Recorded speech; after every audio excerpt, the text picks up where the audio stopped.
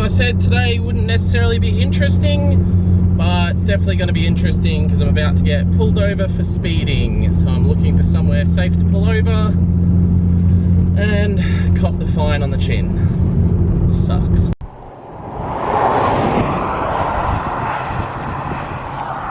Wah, wah, wah. What do you think about it, Scarlett? Was Daddy naughty?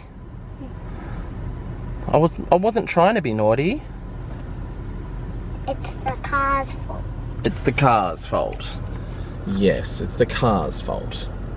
Well, the speedo doesn't work, and that is just an issue that's come up. So, not ideal, but it is what it is. Nothing I can do about it. At least they don't seem to be looking over the car to see if it's defective, even though I know for a fact it is defective because I don't have a horn and it's too low. I don't have a rear muffler. That's why I turned the car off as soon as I got pulled over. And yeah, this trip sucks so far, doesn't it? Lots of breakdowns, now being pulled over by police. I was speeding, I was doing 120. I think it's 100 zone. So, I don't know, I'm hoping like hell they give me a free pass, but I really don't know what's gonna happen here. Yeah, well, all of our bus cars are on the road in other places today. Well, I really can't complain about that one, guys. I was speeding. I don't have a speedo, and Scarlett's playing games on my phone, so I was just trying to judge my speed off my revs, and maybe I miscalculated. Maybe I was deliberately going too fast because I want to get home. What? Yeah, it is what it is. The cop was pretty nice. I was actually doing 21 over. I think he's doing me for less than 10 over, so $121 fine. So if you guys can like and comment down below, get those subscriptions up and share this video around and help me pay for this goddamn fine. So it is what it is. Dad, there was a jet plane. Yeah, chemtrails. So yeah, we're continuing our drive today, guys. I hoped it wasn't going to be an interesting day, but apparently it is. So we'll see what else happens today. Hopefully nothing, but actually what's crazy about it for anyone in Australia that knows Australian police, look at what they looked into. He looked straight into my car. Clearly no horn, quick release steering wheel, hydraulic handbrake. Hydraulic handbrake, because it's on a separate caliper, I'm pretty sure that's not actually illegal. But yeah, clearly I told him my speedo's broken. My car's too low. It's got, like, it looks like stockies on the back because they're 18s on the back, 19s on the front. No horn, quick release. Plenty he could have did me for, but he didn't, being that we're literally out in the outback. Turns out that the cop drifts as well. So kudos to that cop. Thank you for being a nice guy. Apparently he went to a drift day in Sydney recently and blew his diff. So that is pretty damn cool to go and, of all things, to get pulled over by some police that actually drift. So hell yeah. Only $120 fine. He couldn't let me off with nothing. So yeah, I'll try and be a good boy for the rest of the trip. And somehow we've ended up on dirt roads. Fuck. Not ideal with 19s and stuff. Hope this doesn't last for long. Oh man. Where have you taken me, Google Maps?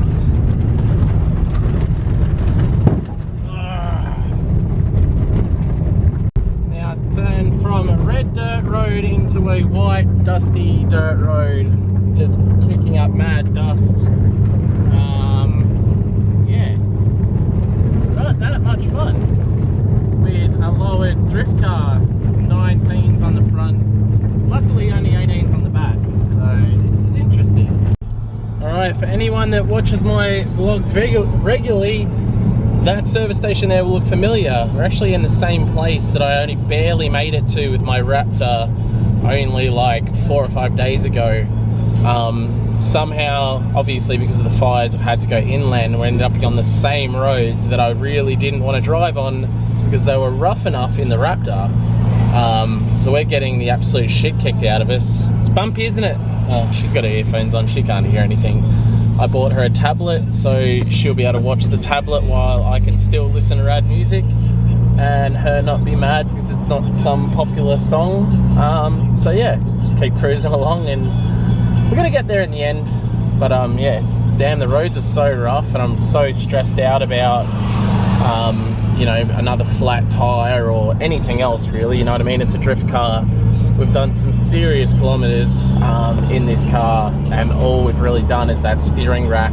I did check over things a little bit on the hoist. Everything seemed to be good, but it's always in the back of your mind, like, you know, these little things, and especially traveling with my 5-year-old, it's something I keep in the back of my mind, because it's just me, it's not the end of the world. But when I've got my little one as well, it's, as a father, you just got to think about a lot more things other than just yourself.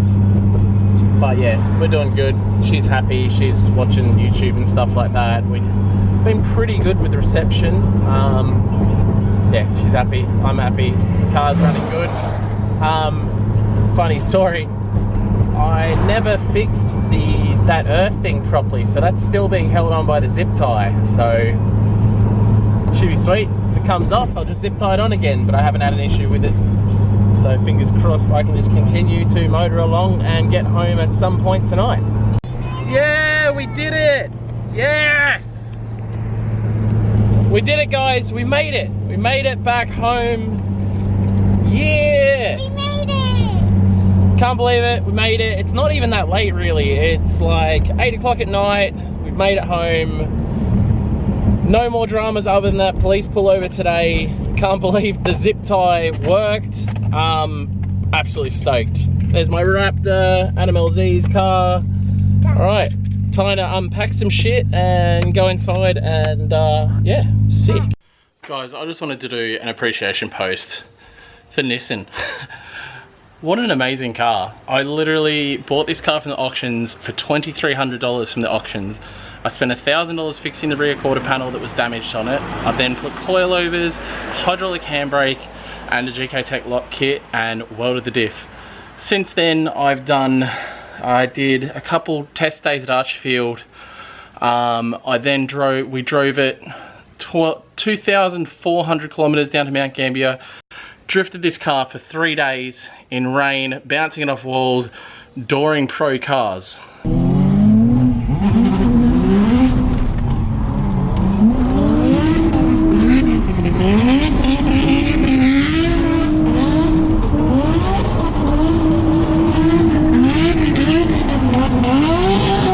With this car behind us, this daily driver with air conditioning, heater, everything. I haven't taken anything out of it. At Mount Gambier, it still even had the spare and the jack and everything in it. Then from there, we drove another like 600 kilometers into Tasmania. Took it on the ferry, went to Tasmania. I drifted it down there. I didn't get to do a whole lot of drifting, but got to do some crazy shit. Did that bit of damage that it has on the other headlight over there.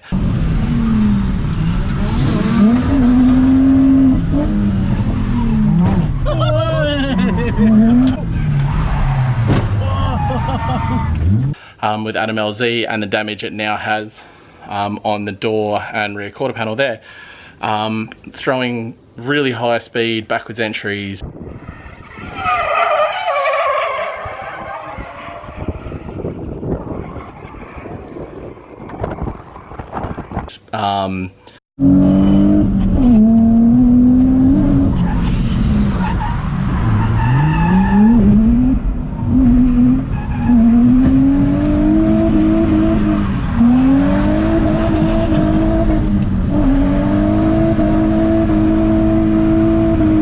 Just doing a heap of dumb shit. Again, driving the car from there onto the boat. We left it in Melbourne. I drove the Raptor home with Adam LZ's car in the back. Turned around, jumped on a flight and went back down to Melbourne. Drove the car around Melbourne all day.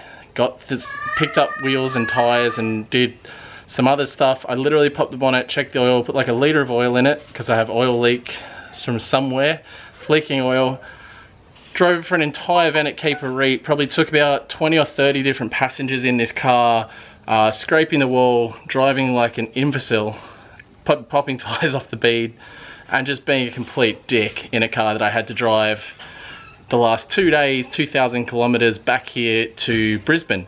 It was actually probably further than 2,000 kilometers because I had to divert around the bushfires. I did have that wiring issue and a power steering issue, but for a car to come from an auctions with a fairly unknown history, I did get to meet the old owner via Instagram.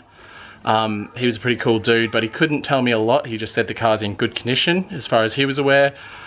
And with that, drive it across the country. Still on a stock clutch, still a literally dead stock car, still has the airbox, everything. So guys, you got no excuses. Get yourself a fun party car like this and get out there, see Australia, go hit some events. I'll be taking this down to Tour de Rev if I can't get the 8.6 done. So if you don't see if the 8.6 doesn't get finished, I'll be driving that again. I don't even know if I'll tow it. Depends if the wife and kids come.